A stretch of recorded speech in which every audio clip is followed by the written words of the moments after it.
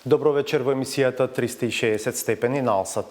За состојбата во која се наоѓа држава по појавата на коронавирусот, мерките што се преземаат, последиците по економијата за закажаните избори. Вечерва ќе разговараме со премиерот Оливер Спасовски.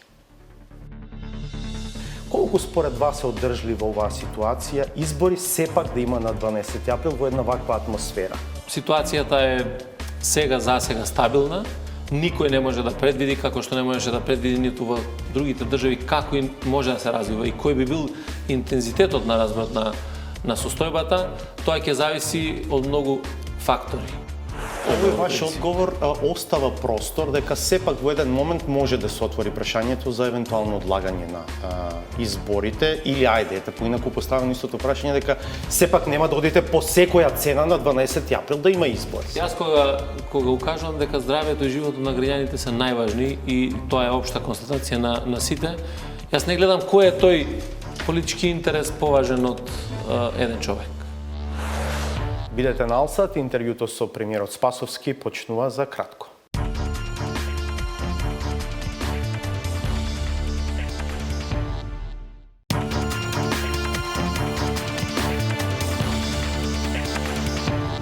Гледате 360 степени. Состојбата со коронавирусот, неизвестноста за тоа во која насока ќе се развиваат работите, мерките што се преземаат, евентуално нивно заострување, последиците за буџетот и за бизнисот, изборите закажани за 12 април, се темите на кои вечерва ќе разговараме со премиерот на техничката влада Оливер Спасовски.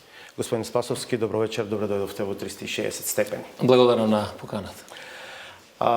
Овој разговор би требал да има повеќе информативен карактер, бидејќи состојбата во државата е таква. Фокусот на јавниот интерес се состојбите поврзани со коронавирусот и мерките што се преземаат. На почеток ќе ве прашам за изборите. Тие се распишани за 12 април. Вчера се одржа една координативна средба со лидерите на релевантните политички партии во владата под ваше покровителство. Од неа произлезе заклучок дека за сега нема разговор за одлагање. Тоа за што вчера сте разговарале е само начинот на кој што ќе се води кампањата. Митинзи ќе нема, ќе треба да се бараат други алтернативни алатки. Колку според вас е одржлива оваа ситуација, избори сепак да има на 12 април во една ваква атмосфера? Па видите, еден од најголемите предизвици во овој период е справувањето со вирусот. И тоа не е предизвик само на Северна Македонија, тоа е предизвик на светот. Гледате во каква состојба се наоѓаат сите од државите и ние сме апсолутно посветени пред се на справување со овој проблем, заради тоа што нема алтернатива здравјето и животот на граѓаните. И нема поважна работа во овој момент отколку животот и здравјето на граѓаните, затоа сите капацитети на институциите се насочени кон справувањето на состојбата. Да, вчера имавме средба со лидерите на политичките субјекти која што ја свикав, се со цел да се искоординираме како понатаму да продолжиме заедно, да се покаже една заедничка определба, посветеност дека сите ќе се заложиме и ќе направиме се од себе да го заштитиме здравјето и животот на граѓаните. Јас и пред средбата напоменав вчера и мислам дека тоа се случи.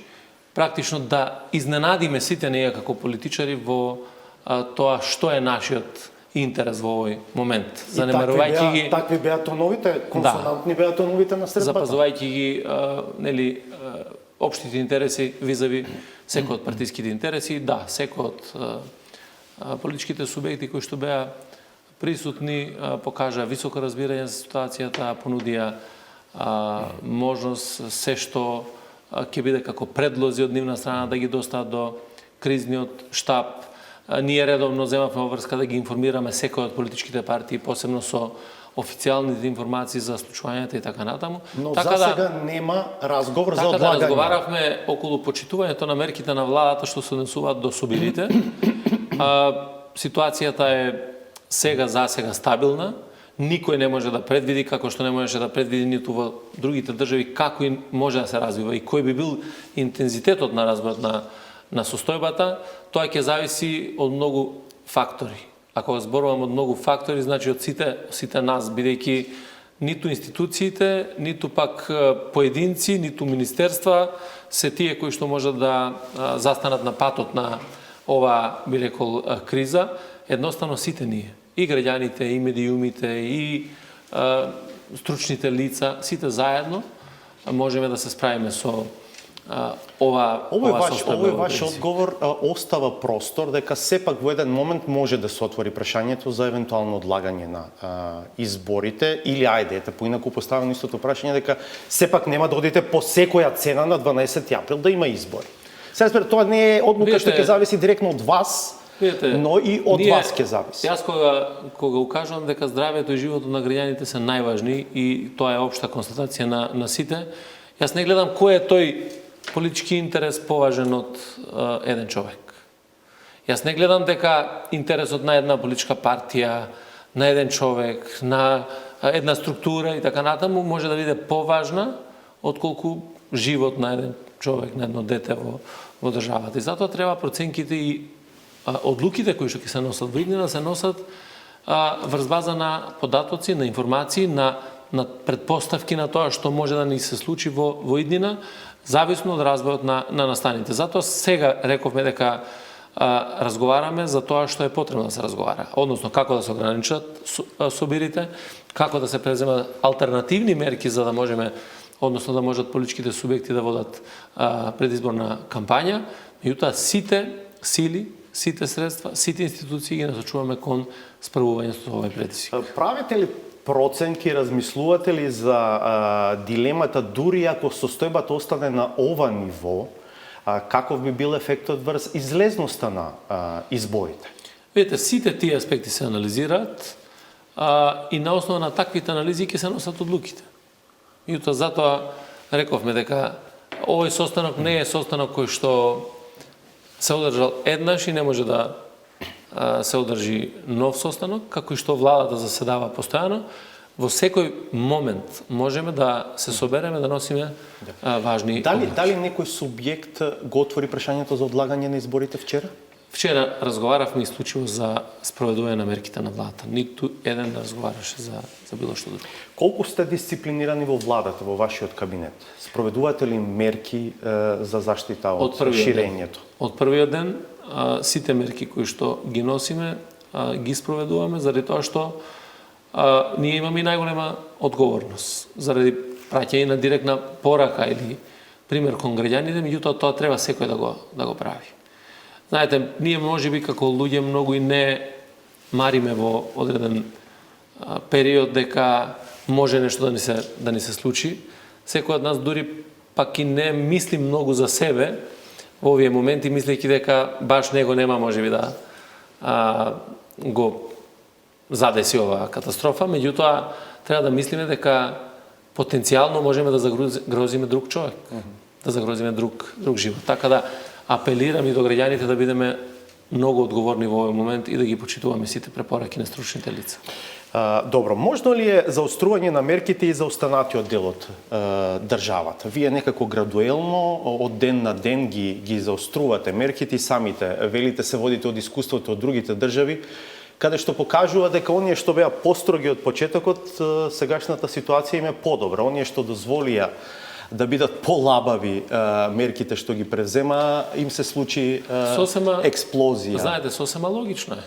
Ако вие заострите мерки или правите порадикални мерки од самиот старт, веројатноста дека ширењето на вирусот ќе добие на интензитет е многу помала. Отколку ако оставиме се да тече нормално, во кое што потенцијалните носители на тој вирус може да го пренесат на илјадници други луѓе низ државата, сосема логично е дека после тоа многу тешко може да се справите со една таква ситуација. Затоа ние преземавме навремени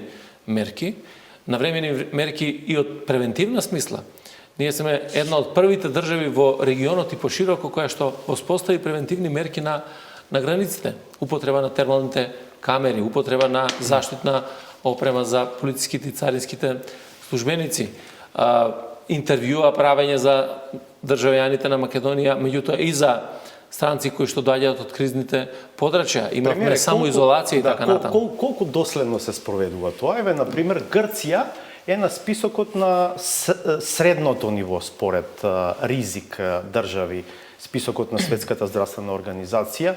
Ние имаме интензивна комуникација како држава со Грција. Дали грците што влегуваат на вистина потоа остануваат во двонеделна изолација, бидејќи тоа се мерките кои што ги усвоивте? Да, значи ги усвоивме мерките. Јас ви кажувам дека нашите институции и МВР и Царинската управа и така натаму се придржуваат и тоа се спроведува на граничните премини.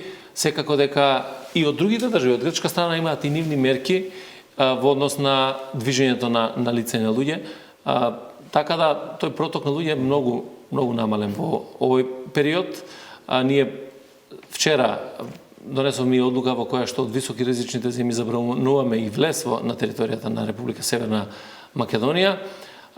Така да сите институции се будни, постојат и контролни механизми за тоа како и на кој начин се спроведуваат овие мерки.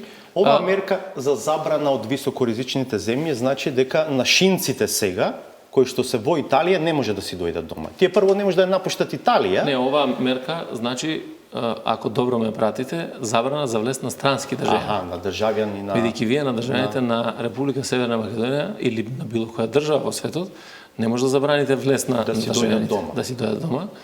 А на странските државјани кои што доаѓаат од високоризичните држави, секако дека таму каде што има висок ризик, таму постојат затварање на границите и не можат луѓето да се движат. Така да, колку повеќе од државите, сите и во окружањето и пошироко, земаат порадикални мерки се со цел да се локализира состојбата, толку поуспешно ќе се справиме и толку пократок временски период ќе трае целата ова. Не ми одговоривте на прашањето, можно ли е заостроење на мерките и на другиот дел од државата? Зборувавме за Дебари центар, Жупа. Еве, например, донесовте одлука за ограничување на работното време на кафулињата и рестораните до 18 часот. Не само што е можно, туку и сигурно ќе носиме мерки кои што ќе значат заштита на населението, заштита на здравјето и на животот на граѓаните. И тука немам јас никаква дилема, ниту пак некој во владата има дилема дека треба да ги почитуваме препораките на Комисијата за заразни болести и кризниот штаб. Се она што ќе биде дадено како предлог, се со цел да имаме помал ризик на развој на станите, ние треба да го примениме. Имате ли како влада и како држава капацитет да го следите спроведувањето на мерките кои што ги донесовте? Еве, например, пред се мислам на ограничувањето на работата на рестораните и на кафулињата до 18 часот. Има механизми затоа што се задолжени сите инспекторати во државата да се грижат за спроведувањето на мерката, односно да спроведуваат надзор, тие се веќе на терен. Уште од вчера, додека се донесе мерката на владата, тие извршија контроли, тоа ќе биде трајно и на основа на тоа ќе се превземаат и мерки против тие кои што не ги почитуваат одлуките на владата. Впрочем, вие гледавте синоќа, имавте информации дека и автобус, односно туристичка агенција која што не ја почитувала мерка, беше вратен од граничниот премин. Да.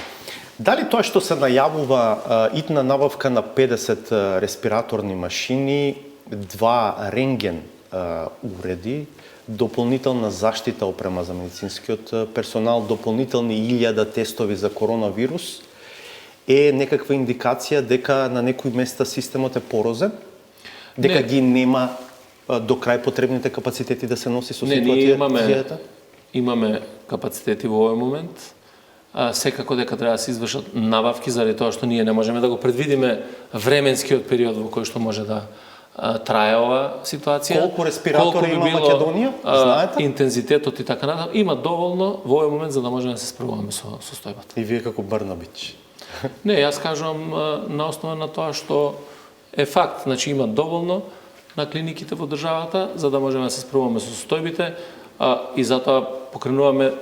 Нема штета од тоа ако обезбедите повеќе респиратори во државата. Во текстот каде е таа постапка? Отпочната е процедурата? Да, отпочната е процедурата. Таа ќе биде постапка која што ќе биде со краток временски рок, од итни и неодложни работи, мислам дека за кратко време ќе се заврши набавка. По која процедура ќе се одвиваат набавките? По закон за јавни набавки. се бараат, како ќе се преговара или Има во законот правила, на основа на тие правила институциите бараат одобрување од Бирото за јавни набавки и се спроведуваат постапките. Добро. Во делот на воспитно-образовниот процес, мерките за прекин на наставата се со важност до 24 март, но веројатно е можно и да бидат продолжени. Размислувате ли за евентуални алтернативни начини за одвивање на тој процес и возможно ли е такво нешто? Ние донесовме одлука за забрана на наставата и во основното, во средното образование и во високообразовните институции и високонаучните институти. Тоа беше мерка која што беше препорачана и неопходна во овој момент, се со цел да ризикот биде драстично намален. И во Законот за основно образование, Закон за средно образование постојат механизми како да дојде до надоместување на наставата за учениците. Одлуката е сега до 24. Тоа не значи дека таа нема да биде продолжена ако за тоа има потреба.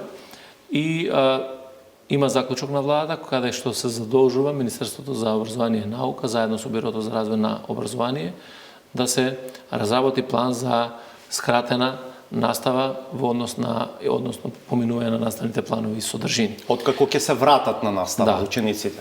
Бидејќи во актуелното законодавство ние немаме механизам за организирање на алтернативна настава, онлайн настава и така натаму, која што би била признаена после тоа.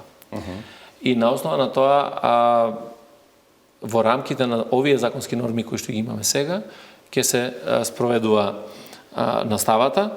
Секако дека вчера имавме еден заклучок да имаме емитување на наставно-научни содржини на медиумите, за да сепак имаат децата, оние кои што се дома и така натаму, одреден пристап до наставно-научна содржина, меѓутоа тоа не е формалниот дел од образовниот процес. Тоа се однесува, таа препорака е за јавниот сервис или за сите медиуми? За јавниот сервис. Добро. Едно од централните прашања што ги движи одлуките на многу земји е прашањето за економијата, економскиот раст, последиците по бизнисот. Гледаме дека во Европската Унија дел од државите решаваат побавно да одат со мерките, веројатно водени пред се од овој интерес бизнисот да не падне. Кај нас логиката е друга и самиот велите, пред се здравјето на граѓаните, пред се здравјето на луѓето, што веројатно е логичен пристап.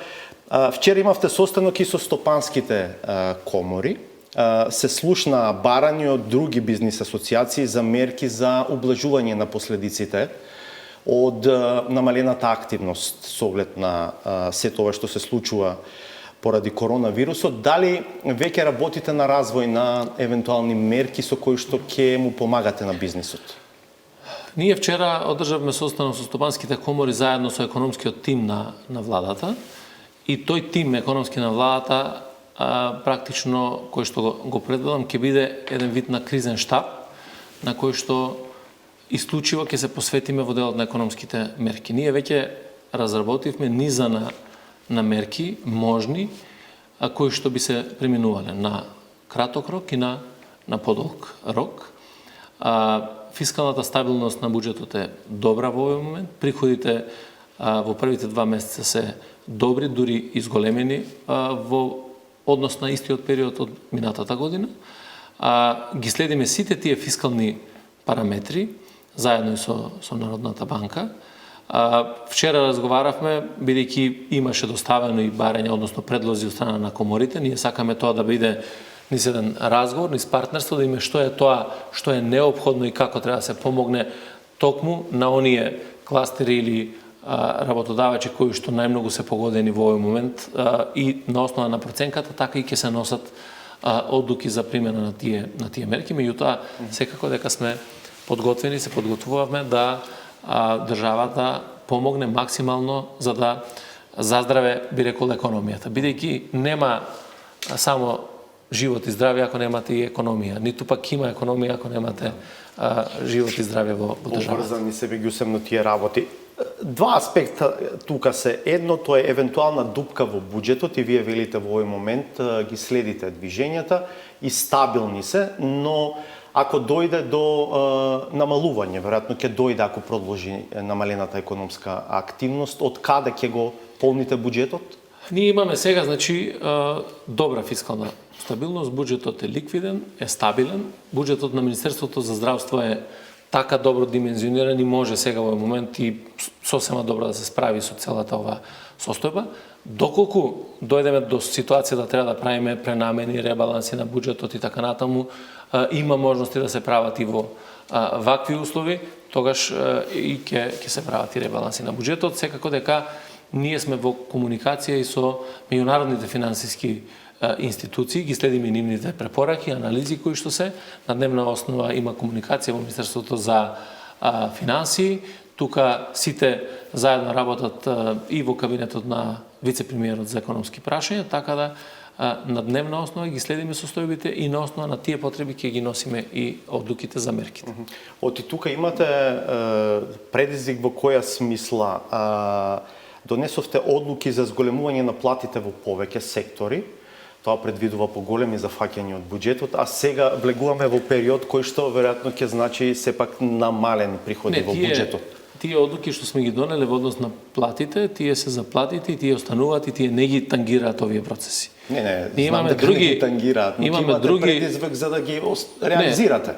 Секогаш има предизвик. Секогаш има предизвик и во нормално функционирање на држава и на влада, секоја влада има предизвик. Посебно кога станува збор за една ваква, би рекол, состојба во која што се наоѓаме, меѓутоа државата тука има можности, има капацитети за да се справи во во делот на бизнисот. Од коморите бара ослободување во делот на плаќање на придонесите. Целосно ослободување за одреден период, намалување, понатаму бара да бидат ослободени од плаќањето на персоналниот данок. Дали веќе развивате модели на ова ниво? Па ви кажав јас дека развиваме многу модели, многу мерки. Ги гледаме препораките, односно потребите кои што или барањата, ако сакате, предлозите кои што ги доставуваат стопанските комори, и на основа на тие мерки ние ќе носиме одлука, меѓутоа и на основа на фактичката состојба која што имаме. Знаете, секогаш доаѓаме во ситуација барањата да се барања кои што се во интерес на бизнис секторот. Државата е таа која што треба да ги балансира врз реалните можности и она што е барање, би рекол. Значи, нас ни треба таму каде што има потреба од тоа, таму каде што има неопходност да се помогне во момент, тоа да го направиме на соодветен начин и тука развиваме и модели, мерки, начин, временски, кога тоа ќе го направиме и така. Кои се областите што се најпогодени? Вака лаички личи дека се туризам, угостителство, транспортери. Значи, ќе ги добиеме до понеделник фискалните податоци во однос на транспортот, на угостителството, заради тоа што тие се секторите кои што се туризмот, веројатно, би рекол најпогодени во овој момент, да, и туризмот.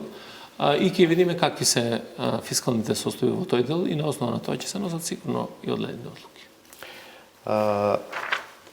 Добро. Германската комора вчера имаше едно соопштение, изјава која што па и за мене не беше до крај јасна, вели не е јасно дали државата или компанијата ќе продолжи да ги исплаќа платите доколку вработењето отсуствува од работното место.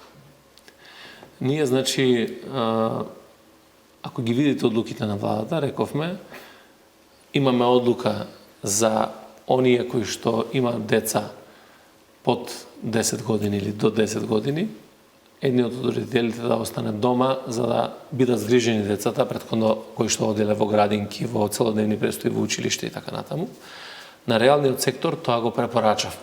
Значи, ние не донесуваме одлука со која што викаме во реалниот сектор мораме така да поставиме, ние препорачаме. Најголемиот дел од компаниите ги почитуваат овие мерки. Секако дека периодот до 24 во овој месец не е период кој што бара било каква мерка за да тоа се исполни. Едноставно има повеќе методи, начини на кои што може да се организира работата во компаниите. Може да се воведе сменска работа, да имаме ослободување во еден дел од денот и така натаму. Значи, тоа е веќе начин на менаџирањето на компанијата. Да, тие го поставуваат и прашањето за најавените казнени мерки, доколку не се почитуваат мерките, но предпоставам одговорот би бил пак во таа насока. За бизнисот нема строги мерки, има само препораки. Да, тие одлуки кои што се донесени со прецизна забрана за тоа што не треба да се прави, таму се предвидени строги санкции. Инаку идејата наша не е во вакви услови инспекторатите да одат и да казнуваат. Едноставно да работат превентивно со компаниите и тоа се случува на терен, меѓутоа таму каде што има основа и каде што сериозно не се почитуваат одлуките за забрана, таму каде што намерно се прават потези со кои што може да се предизвика поголема последица од ширењето на вирусот, ќе се преземат и радикални мерки. Вие дојдовте на оваа позиција прв човек на владата, макар таа била и влада за спроведување на изборите, како што и официјалното име од законот, од позицијата министер за внатрешни работи. Таму сега има кадар на опозицијската ВМРО ДПМН. Наке Чулев, како би ги дефинирале, опишале вашите односи премиер-министер? Па видите, ние имаме, би рекол, нормална комуникација и за службените работи, за потребите на државата, тоа што треба да се направи, го задолжуваме министерот, како што ги задолжуваме и сите други министерства во начинот на спроведувањето на мерките на активностите. Секако дека партиската агенда е приоритет на тој како министер, како што беше и партиската агенда и на другите кои што се внатре во владата. И можам да кажам дека повеќе се насочени кон тој дел на одредени партиски активности, нивни спроведување на одредени нивни задачи и така натаму.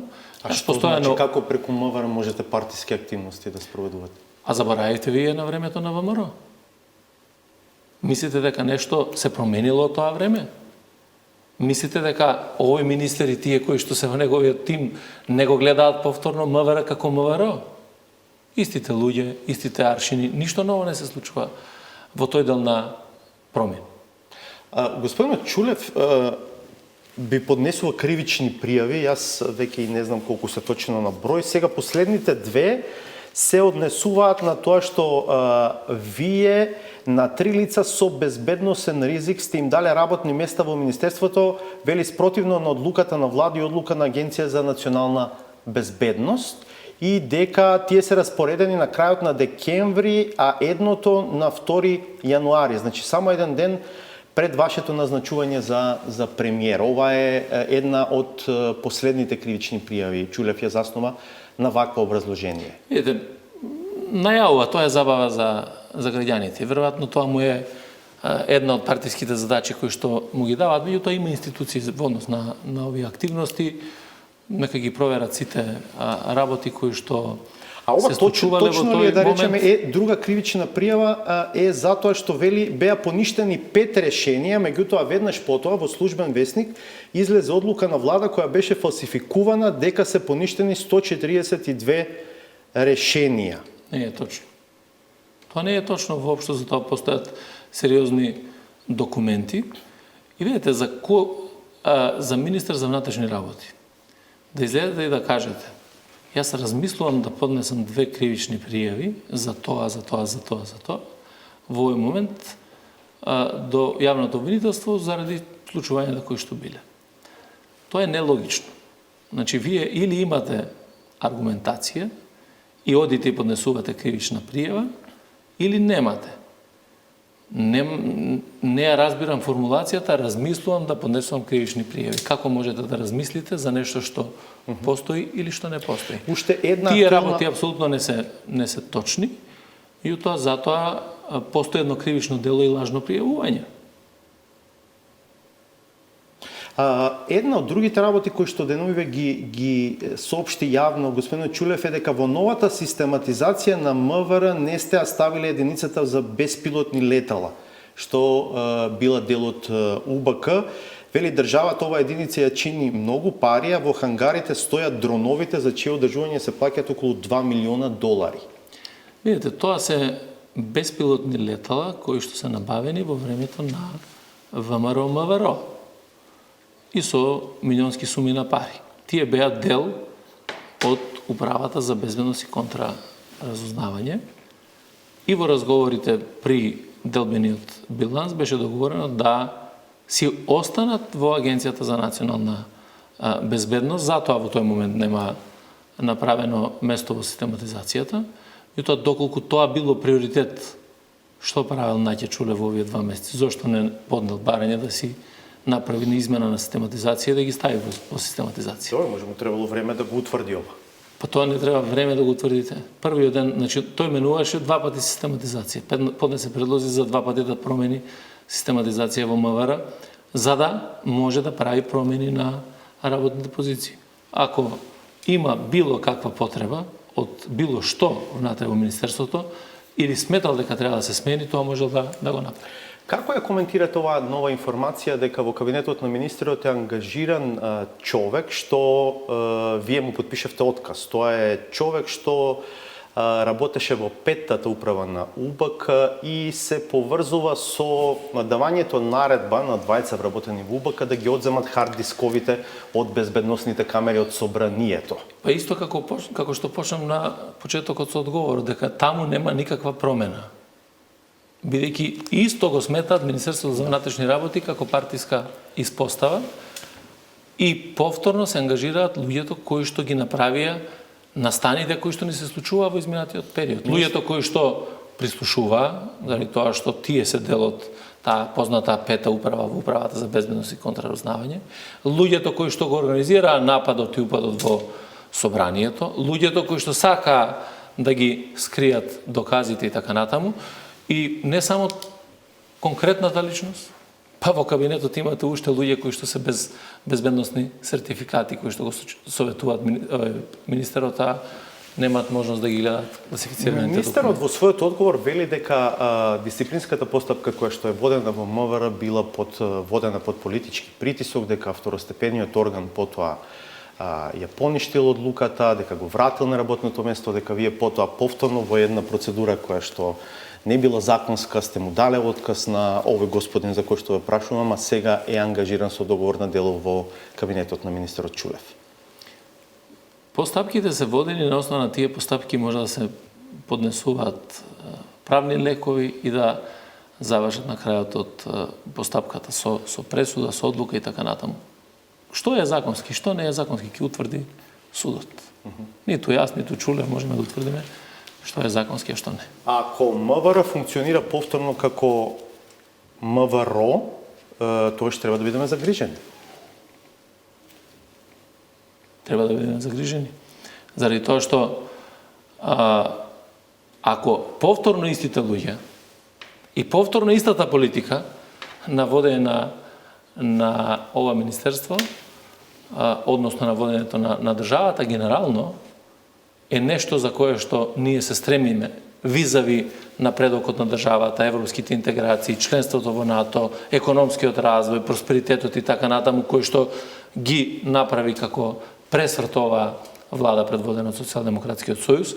И сега во однос на техничката влада ги имате моментите во кои што повторно нивните министри покажуваат дека ништо не е променето во системот, тогаш сериозно треба да бидеме загрижени и да биде сериозна порака до граѓаните. Но вие носите објективна одговорност, бидејќи сте шеф на извршната власт, ако во прашање се доведени основните функции на државата, јавниот ред и мир, не знам, ако ова има влијание евентуално на изборите, тогаш не треба да им биде sejedno на граѓаните. Не, видете, таму работат во овој момент. Имаме директор на Бирото за јавна безбедност, има дополнителен заменик министер, има државен секретар, има други структури и така натаму кои што работат во делот на функционирањето на системот. Јас сега не очекувам дека тие можат да направат било какви пореметувања во јавниот ред и мир и така натаму, бидејќи тоа не се случува. И она што е важно дека функционира во сите сегменти на справувањето и со ова состојба со кризата, подготовките за бегалскиот бранд. Символиката е многу важна. Символиката за тоа што би се случувало со водењето на ова институција од страна на ВМРО-ДПМН. Ако истите луѓе кои што ги креира кризите во Северна Македонија, ако истите луѓе кои што го вршеа прислушувањето, ако истите луѓе кои што ги немаат безбедносните сертификати за работа, ако истите луѓе кои што ги организира или ги помага на упадот во собранието на 27, каде што се организира група на луѓе и сакаат да убијат пратеници и така натаму, ако истите луѓе се понудата, тогаш сериозно треба сите да размислим. Добро, ВМРО вели дека на листите сепак има голем број нови луѓе, нови лица и има таму нови лица кои што политички не биле експонирани до сега. Вие сте носител на пратеничката листа на СДСМ и коалицијата во втората изборна единица. Како ќе правите разлика меѓу оваа позиција што имате на премиерна влада и носител на листа? Сепак сте прв човек на влада која е специфична по својот карактер, се вика влада за организирање на избори. Од друга страна имате и висок партиски интерес да победите на тие избори. Па тоа е сосема нормално.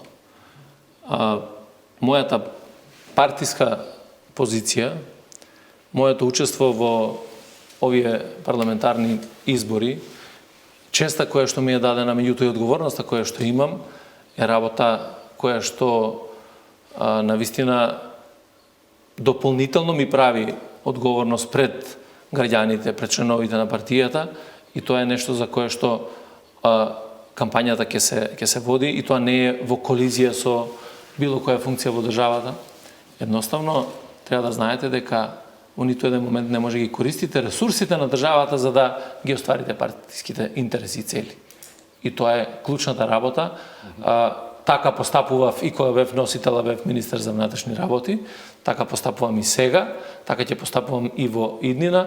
Тоа што е партиската агенда, многу силно, посветено, ќе работам неја, ќе ја спроведувам, и тоа нема да биде во корелација со било што значи искористување, злоупотреба на државните ресурси. И за крај да ве прашам, се чини дека процесот на зачленување во НАТО, ако не се официализира, тоа сигурно ќе заврши, бидејќи синоќа стигна информација дека шпанскиот сенат прв пат во историјата ќе држи видеоконференција, и тоа со единствена точка на дневниот ред, ратификација на пристапниот протокол за Северна Македонија во НАТО, што е информација интересна сама по себе. Да, од една страна тие се врзани за рокови, но од друга страна, ако ја видиме на приоритетната листа, веројатно на теми кои што се важни за нивното општество, ова не е нешто веројатно што е многу важно, но е некаква порака за оваа држава.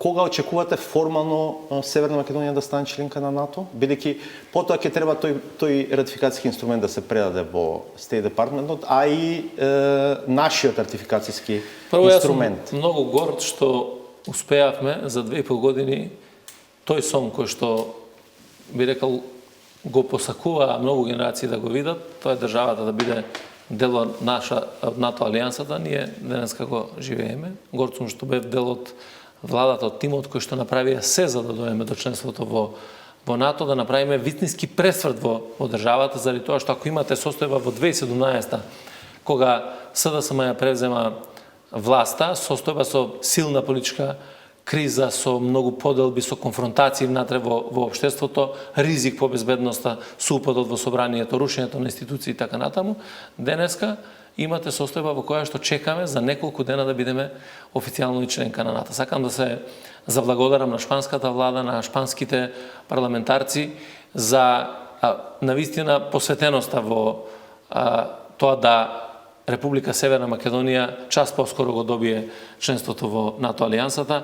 Како и сами што напоменавте, на 17 март веќе е закажана седница на Сенатот, и тоа прва таква седница која што ќе вклучува гласање од дистанца, електронско гласање, ќе присуствуваат според информациите дел од пратениците кои што може да бидат присутни, дел од нив ќе гласат и електронски и само со единствена точка на дневен ред, а тоа е ратификацијата на протокол. Тоа е голема порака и големо признание за Северна Македонија, за се она што го направи во овој период, во изминатиот период и за посветеноста конечно Република Северна Македонија да стане 30 членка на НАТО.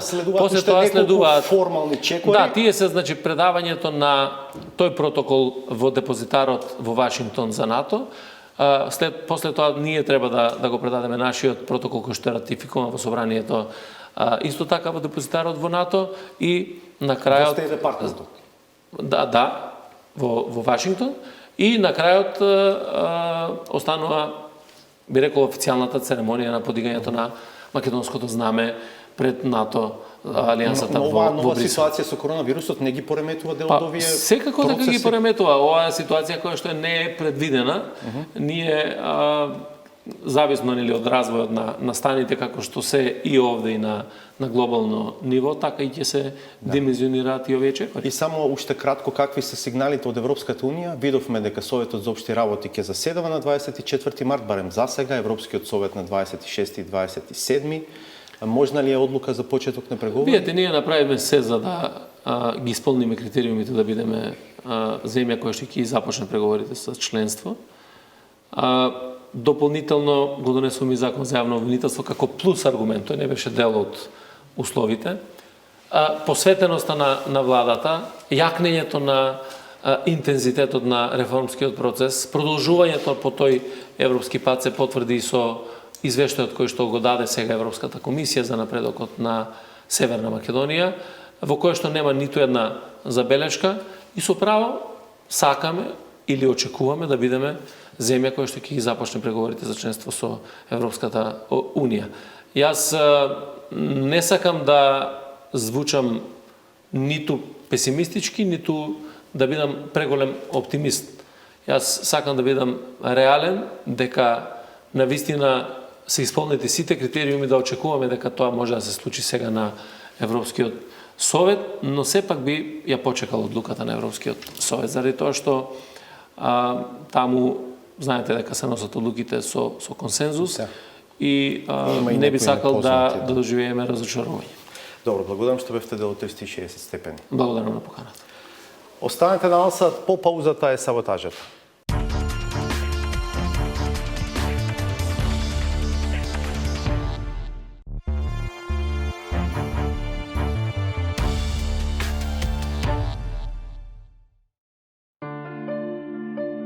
Кадрите на тетовскиот стоматолог, исто како и тој, секогаш биле инспиративни. Својот перформанс го издигаат на недостижно ниво, постојано ставајќи се во улога на жртви. За жал или за среќа, никогаш добро разбрани од публиката кон која се обраќаат, веројатно затоа што наместо вакцина секогаш нудат проширување на заразата. Меѓу çënjen time, потенцијалin tim интелектуал dhe fizik, do t'jem korona kundër majorizimit të shqiptarëve në të gjitha nivelet të shoqërisë. Korona e proceseve të montuara ndaj bashkëkombësve tanë. Korona ndaj shpëngulljeve të rinisë nga mungesa e perspektivës në këtë vend. Потврда дека од западна доаѓаат несекојдневни пораки се и кадрите на скопскиот професор, кои изгледа не ги познаваат доволно трговските поими, па погрешно го толкуваат внесот и изнесот на вирусите. Според нив, лилјакот се мезел во некој од нашите ресторани, а рецептот бил толку популарен, што од тука се проширил низ светот. Оние кои треба да ги заштитат граѓаните од ширење на коронавирусот се главен извозник на корона. Корона не би можеле да извеземе од тие увезовме, ама грипозните листи која кренаат температурата се вистински доказ дека слободно можеме да се надпреваруваме во меѓународна трговија со функција вирусот, кој никогаш не престана да ја дрма државата. Искашланото политичко лицемерие и во двата табора не може да се оправда со ништо, особено не со наводната желба на заборавените ведети да делуваат од втор план. Некои од поранешни пратеници членови ќе бидат може би министри, амбасадори. Дали ВМРО-ДПМН има сенка во влада? Дали ВМРО-ДПМН има сенка во влада? Реално со отсуството на кадровирање тие никогаш не се ни трнале од под сонцето. Дел од нив се приклониле останати откако независен и професионален и покрај јасната профилација продолжил да си се грее. Тоа е всушност и најголемиот проблем на политиката, за кој конечно има решение. Сето тоа за мене е неприфатливо и тоа сум го говорил многу пати во минатото, дека политичарите треба да бидат надвор од политиката. Политичарите треба да бидат надвор од политиката. Тоа сепак не е доволно. Во една сериозна држава неопходно е постојано да се потенцира најважниот постулат на кој мора да внимава секоја партија. Принцип без кој не може да се функционира. Одговорност е да се лаже, а посебно од вака сериозни институции како што се и големите политички партии, не само државата, општините, не знам, или другите јавни институции. И на крајот, не е одговорно да се лаже, ама уште повеќе да се манипулира со наводно големо знаење. Оти така, пак се влегува во истиот круг. Ситиус Алтиус Фортиес, или побрзо, повисоко и посилно, само наликува на подобро и повеќе. Се друго не е ништо подобро и повеќе од високата цена која побрзо се плаќа за силната кражба на вистината. Толку за вечерва, се гледаме повторно в понеделник од 22. Пријатно!